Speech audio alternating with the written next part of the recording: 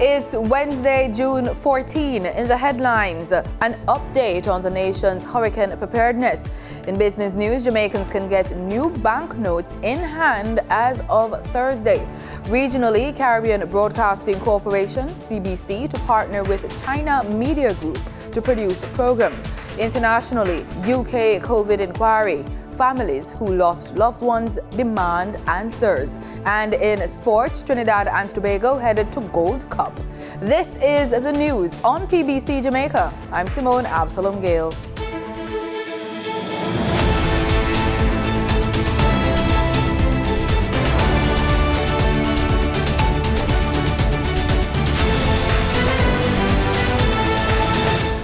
The hurricane season is upon us. Minister of Local Government and Community Development, Desmond McKenzie, and Deputy Director of the Office of Disaster Preparedness and Emergency Management, Richard Thompson, were on hand at Wednesday's post-cabinet press briefing to give an update on plans and strategies that are being put in place.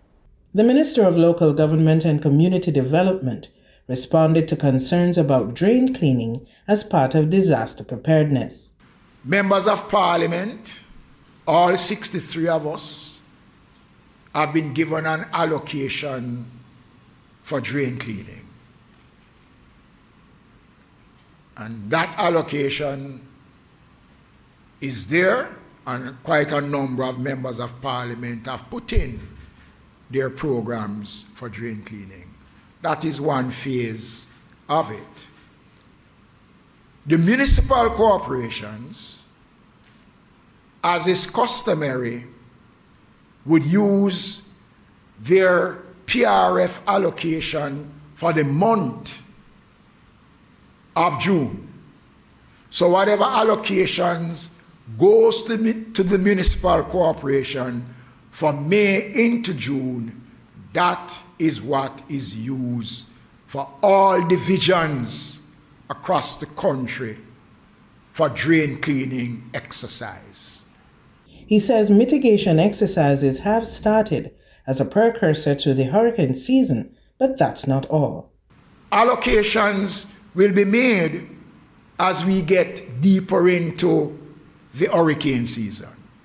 Meanwhile, Deputy Director General of the Office of Disaster Preparedness and Emergency Management says shelter managers are being brought up to speed. ODPEM, along with the local authorities, continue to train our shelter managers to put them in a state of readiness to ensure that they can effectively manage the shelters whenever time persons are in the shelters. Director for the nation's Meteorological Service, Evan Thompson, says Jamaicans must begin hurricane preparations now. Our actions, our preparations cannot be normal. We cannot take the position where when a hurricane watch is announced, that is when we move to the making some kind of preparation. We rush to the hardware stores or we rush to the supermarkets. That should not be our activity, but that is what is normal for us. Hurricane season in the Atlantic began on June 1 and runs through to November 30. For the news on PBC Jamaica, I'm Carla Thomas Hewitt. Teachers at all levels of the academic system are being invited to attend the Micro-University College's International Science, Technology, Engineering and Mathematics Conference, STEM Conference, from July 5 to July 7 at the AC Hotel by Marriott in St. Andrew. It was officially launched during a ceremony at the college in Kingston on Tuesday. The event is being held under the theme Transforming Jamaica Through Education. It will afford participants the opportunity to learn about the skills needed to forge the sector into an enabling environment for the future STEM workforce. President of the Micro-University College, Dr. Asborn Pinnock, spoke with optimism. But these are all projected to be $1 trillion industry. And Jamaica's readiness for inclusion and participation presents tremendous opportunities for our little island state. Minister of Education and Youth Favour Williams, in her remarks, emphasized that as the government works to create a STEM-enabling environment, relevant teaching methodologies will be needed. We want to see more of our students excel in science, technology, engineering, mathematics. We want to see more of our children graduate and become innovators, but we have to enable them. And you heard the students from Micah practicing, right? Or their future is in our hands, really. Prime Minister Andrew Holness wants a speedy review of the Integrity Commission Act. A joint select committee of Parliament and the Parliamentary Oversight Committee are examining the Act with a view to effecting changes. Questions have been raised about the Commission's handling of some investigations into allegations of corruption. Prime Minister Andrew Holness addressed the matter in the House of Representatives on Tuesday. The Passport, Immigration and Citizenship Agency, PICA, says the newly launched electronic passports, e-passports, is almost complete. PICA's Chief Executive Officer, Andrew Winter, assures the public that some of the delays that they've been experiencing will probably decrease in the next few days. The e-passport is an electronic machine-readable document with an embedded microchip that stores a digital version of the holder's biographical data. The CEO reiterated that passports previously issued prior to the April launch of the e-passports remain valid until the expiration date, and assured that there is no need to change them. Upon expiration, the new e-passport will be issued. He is encouraging persons to use some of the services available to them for greater convenience. These include the online adult passport renewal service, which is accessible on the PICA website at www.pica.gov.jm. This allows customers to renew their adult travel document at any time at their convenience and from anywhere globally. Time now for the Business Report with Danita Rodney.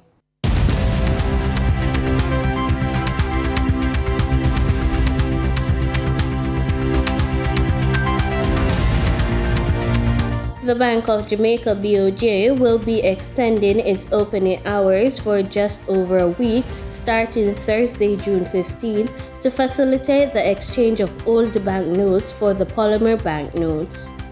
In a release on Tuesday, the central bank said the new series of banknotes would be made available over the counter, and individuals who wish to exchange the old banknotes must ensure they have the following: valid government-issued photo identification, tax registration number, source of funds documentation for transactions reaching or exceeding $1,000 or its equivalent in any other foreign currency. BOJ also advised the public that both the old and new banknotes will coexist as legal tender, that is, both can be used to conduct transactions. For your market updates, in foreign exchange trading for Tuesday, June 13, the US dollar sold for an average of $155.34. The Canadian dollar ended trading at $115.37. The pound sterling traded for $193.88, and the euro sold for $168.91. In JSE trading, the JSE index advanced by 469 points. The junior market index advanced by 42 points. The combined market index advanced by 826 points, and the All Jamaican Composite Index advanced by 810 points. Overall market activity resulted from trading in 107 stocks, of which 50 advanced, 45 declined, and 12 traded firm. Stocks advanced for 138 Student Living Jamaica Limited Variable Preference, Barita Investments Limited, and CAC 2000 Limited. Stocks declined for 138 Student Living Jamaica Limited, Access Financial Services Limited, and AMG Packaging and Paper Company Limited. Trading firm were Carreras Limited, Derrimon Trading Company Limited, and Iron Rock Insurance Company Limited. The overall volume leaders were Trans-Jamaican Highway Limited with over 26 million units, Kingston Wharves Limited with over 17 million units, and 138 Student Living Jamaica Limited with over 2 million units. In regional stocks, in Trinidad and Tobago, 0 securities traded. On the Barbados Stock Exchange, Goddard Enterprises Limited was the sole security trading 776 shares. In regional business, the National Entrepreneurship Development Company and Trinidad and Tobago's International Finance Center are aiming to empower micro, small, and medium enterprises to leverage digital technology. Terry Brown Campbell tells us more. The National Entrepreneurship Development Company and TNT's International Financial Center have agreed to cooperate on bringing the lending agency into the digital era. NEDCO's line minister, Foster Cummings, applauded the move. Today we solidify a working relationship between NEDCO and TTIFC to provide technical advisory service and guidance to enhance electronic funds transfer modalities, online payments, utilization of cash agents, the establishment of an online marketplace for NEDCO's entrepreneurs and suppliers. The Youth Development and National Service Minister said further developments on the digital payment front are on the horizon. Again, on the exciting commitment to growth and the expansion of the entrepreneurial impulse, the TTIFC has agreed to join in the efforts at bringing this about. Both agencies have committed to working with third parties towards deriving greater financial inclusivity for NEDCO. Meanwhile, Chief Executive Officer of NEDCO, Calvin Morris, believes the Memorandum of Understanding is a major step to promote the use of secure digital financial services within the public sector. TTIFC will lend its expertise to guide NEDCO in developing effective policy and strategies for general revenue collection across all payment channels. By optimizing revenue management practices, we can ensure that financial stability and long-term success of NEDCO. Mr. Morris noted the partnership with TTIFC will position NEDCO and this country as a hub for entrepreneurship and innovation. Terry Brown Campbell, TTT News. In international business, U.S. stocks ended higher as inflation data cements bets on rate hike pause. U.S. stocks closed up on Tuesday as cooling inflation data boosted hopes that the Federal Reserve would not raise interest rates at the end of its two-day policy meeting this week. The Dow gained 0.4%, the S&P 500 gained 0.7%, and the Nasdaq gained 0.8%, the latter two indexes reaching their highest closing levels in 14 months. A U.S. Labor Department report showed the Consumer Price Index, or CPI, rose just 0.1% in May, putting the annual inflation rate at 4%, lower than most economists had expected. Traders have now priced in a 93% chance that the central bank will pause its rate hikes at the conclusion of its two-day policy meeting on Wednesday, with some still believing it will cut rates by the end of the year. But Nancy Daoud, private wealth advisor for Ameriprise Financial, believes a Fed pivot anytime soon is not likely as the central bank tries to achieve its 2% inflation goal. So going from 4 to 2% is, I think, going to be a much tougher road than it was going from 9.1 to 4. Although I believe there will be a pause tomorrow or this week, there very likely will be another rate hike, maybe later in the summer or early fall. I think the Fed is trying very hard to have that soft landing that everybody's wishing for, but it might be a lot tougher to do. We may be looking at the hard landing and perhaps that recession that we've all been talking about. In individual movers, U.S.-listed shares of Chinese companies rose after China's central bank lowered its short-term lending rate for the first time in 10 months. Alibaba Group gained nearly 2%, and JD.com jumped 3.5%. Intel gained 2.5% after a report the company is in talks with SoftBank Group's chip designer, ARM, to be an anchor investor in its initial public offering. And the most traded stock in the S&P 500 was Tesla, with $40.8 billion worth of shares exchanged during the session. Shares of the EV maker rose more than 3.5%. In market data for oil prices rose as investors awaited the outcome of the U.S. Federal Reserve's June meeting. Brent crude futures were up 66 cents at $74.95 a barrel, and West Texas Intermediate crude was up 56 cents at $69.98. And that was the business report on PBCJ. I'm Danita Rodney. In regional news, starting in Grenada, the government will not be divulging why Grenada was not included in a recently updated list of countries granted visa-free entry into Canada. Prime Minister Dickon Mitchell says he is leaving that decision to the Canadian government. 1 week ago, Canada announced the addition of 13 countries to its electronic travel authorization program for eligible travelers. 5 of those countries are among Grenada's closest neighbors: Antigua and Barbuda, St. Kitts and Nevis, St. Vincent and the Grenadines, St. Lucia, and Trinidad and Tobago. However, Grenada was not on the list, a fact that prompted many nationals to clamor for answers. But the response they seek won't come from the Grenadian leader. Prime Minister Dickon Mitchell, during GBN's Beyond the Headlines Monday night, said his government will continue to lobby its Canadian counterpart to reinstate visa-free access or electronic travel authorization for Grenadians wishing to travel to the Commonwealth country. I would prefer not to say why the Canadians did what they did. I think it's really for the Canadians to speak to that, and I am not going to speculate. Right? Thirdly, no, it is not because of Grenada's. I can say this certainly. Well, first of all, our CBI program, at least since we've been in office, has not been mismanaged, and it is not because of that.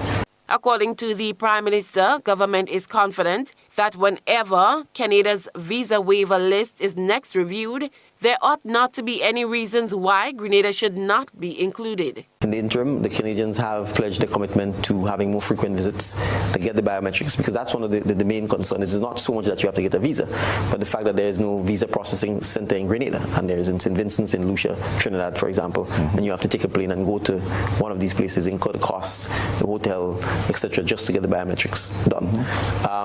So we certainly will continue working with our Canadian partners to address whatever issues they may have. Interestingly, less than 24 hours after revealing the list of new visa-exempt countries, Canadian High Commissioner to Barbados and the Eastern Caribbean, Lillian Chatterjee, announced that Grenada and Dominica will be listed in the CAN Plus program, which facilitates expedited visitors' visa processing for people who had Canadian visas within the last 10 years or currently in possession of a valid U.S. visa. Grenada was removed from the list of countries with visa-free access to Canada in December of 2001. The Prime Minister spoke about the luxury Grenadians had with visa-free travel to Canada and the reasons he believes that changed. The fact that Grenada once had the visa waiver requirement and why subsequently it was imposed. And it is the former administration's complete mishandling of the offshore sector, which was a complete and utter disaster that created the situation. And Grenadians have regrettably had to live with this at significant cost and inconvenience over the last several 15 or more years. Television programs produced in Barbados could very well be televised in China. The announcement by Chief Executive Officer of the Caribbean Broadcasting Corporation, Sanka Price, comes as CBC partners with the Brazil-based China Media Group for Latin America and the Caribbean. There was one that jumped at me called Tech It Out, T-E-C-H, Tech It Out. And they were talking about the whole solar industry, so you know, and energy, alternative energy sources, which is like something that we are immersed in Barbados, given our goals for 2030.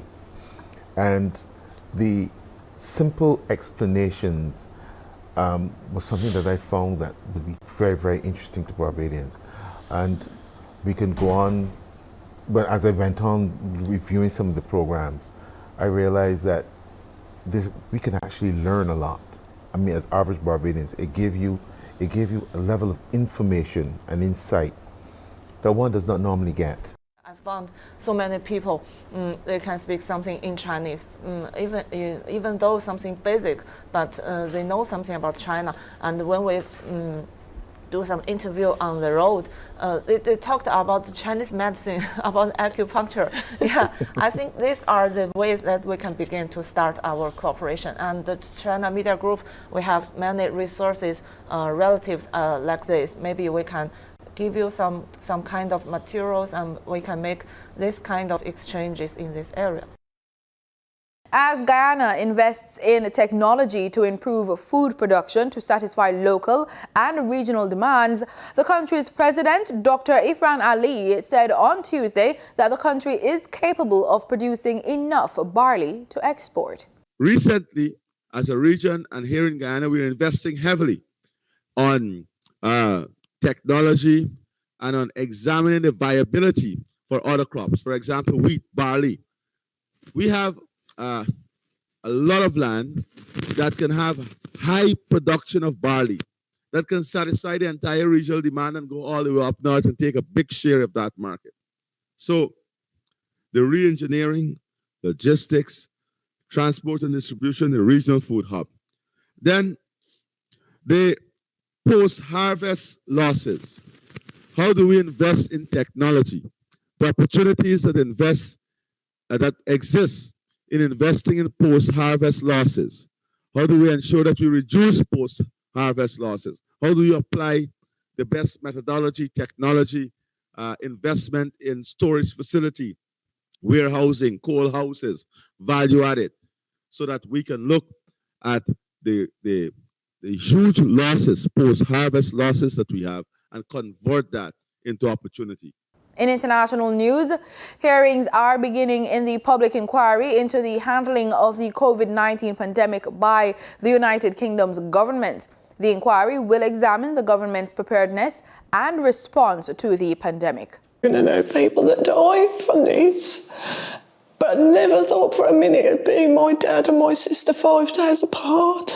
It happened all very quickly. Stories of loss. Families of those who died of COVID-19 opened the inquiry with their devastating testimony. And she died alone 5 days after my dad. They hope the inquiry will answer the question, could these deaths have been avoided? I intend to answer the following 3 questions. Was the UK properly prepared for a pandemic? Was the response to it appropriate? And can we learn lessons for the future? Witnesses over the next few weeks could include former Prime Minister David Cameron and former Health Minister Jeremy Hunt. And questions will be asked as to why, despite pandemic simulation exercises in 2016, when epidemiologists warned the country was unprepared for a pandemic, none of the 22 recommendations were acted on. It was Dr. Musa Qureshi who campaigned for the government to make the results of those exercises public. Some of the findings, for instance, of Exercise Alice, which was a secret coronavirus exercise, which government ministers never admitted had happened until we forced disclosure. Some of the findings were that we did not have enough infrastructure, so we didn't have enough PPE, we didn't have enough intensive care beds or intensive care capacity.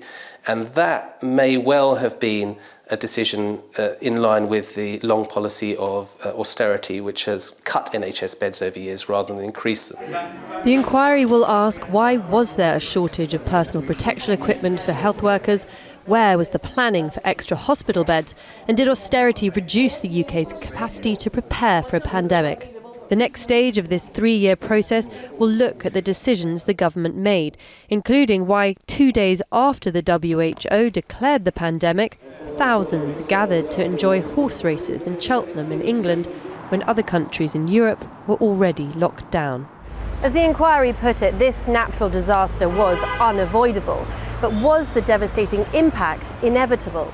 Scientists are clear that the risk of future pandemics is ever increasing. And what these families want to know is, will lessons be learnt quickly enough to protect people before another one strikes? Charlie Angela, Al Jazeera, London. In sports, World Championships silver medalist Shanika Ricketts won the women's triple jump at the World Athletics Continental Tour Gold event in Finland, jumping 14.20 meters. Ricketts had a good series so far, with all 5 legal jumps being over 14.00 meters.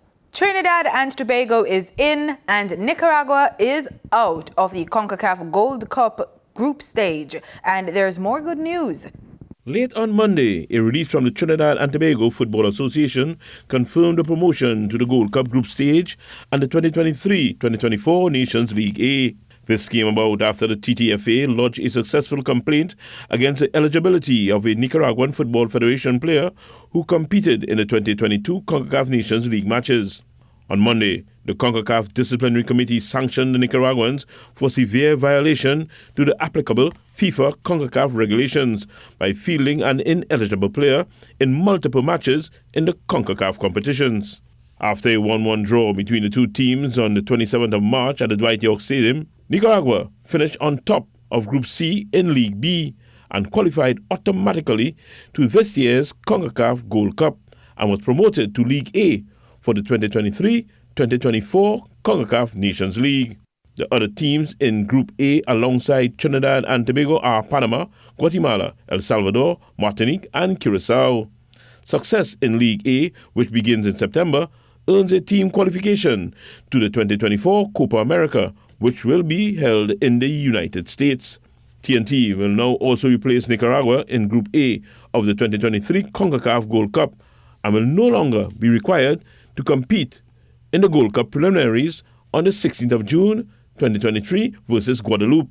The Angus Eve coach team will now kick off its 2023 Gold Cup campaign on June 25th versus a qualifier at the DRV PNK Stadium in Fort Lauderdale. We then take on Jamaica on the 28th of June at City Park in St. Louis. The USA is up next on July 2nd at the Bank of America Stadium in Charlotte. Wayne Cunningham, TTT Sport. Head coach Angus Eve indicated when he spoke to TTT Sport that the program is now back on track after the judgment, and he and his team continue to work towards the ultimate goal. A massive accomplishment. You know, when we came into the job in 2021, the first objective was to qualify for the group stage of that Gold Cup coming from the failed World Cup campaign. And from that, you know, we've hit all the marks. And this was the last stepping stone where we were mandated to qualify for this Gold Cup proper so that we could be a part of the conversation for the Copa America. We could be part of the conversation to be playing against the top teams in the regions is where we want to be. Maybe come a little bit too soon for us, but we're happy that it's here. And, you know, we just keep on building, you know, we keep on building. And that's the news on PBCJ. You can follow us on our social media platforms at PBCJamaica. Thanks so much for watching.